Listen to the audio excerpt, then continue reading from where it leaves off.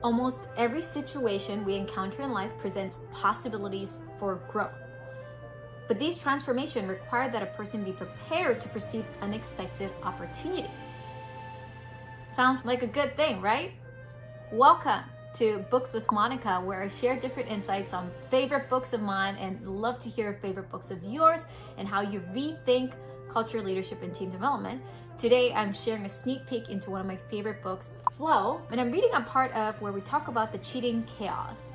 I thought it was such a catchy title chapter because, let's be honest, I feel like workplace can be a bit of chaos. There's a lot of difficulties, difficult conversation, unexpected changes, and there's moments where we feel like scratching your head and like, does it really have to be this difficult and chaotic?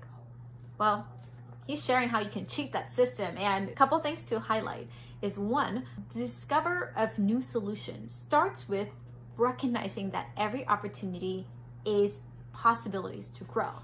Think about that.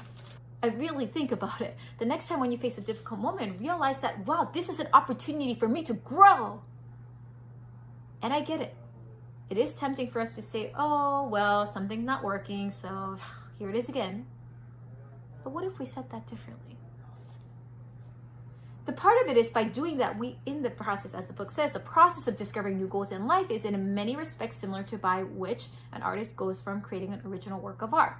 And I love that analogy because, in other words, we are all trying to find meaning and purpose in what we do.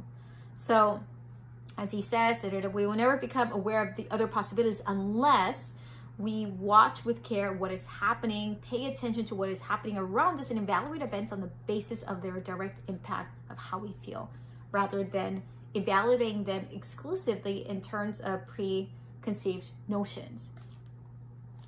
That last bit is really critical, because how often do we go through our routine assuming that this is how things are?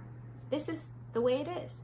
And that preconceived notion dictates us and perhaps discourages us from trying something new and asking the question, is this truly the most effective and right way to do something? So today I challenge you, how can you do something different? Ask those questions. Take a look at something that you feel that you haven't taken a different approach and try. What are perhaps some of the preconceived notions that you have, and wonder and evaluate what's surrounding. And through that, you're probably going to realize that there's going to be a lot of self-awareness and questioning. So give that a try and let me know what you find out. This is From Flow. This is Monica from InnovatorsBox, and I'll see you soon.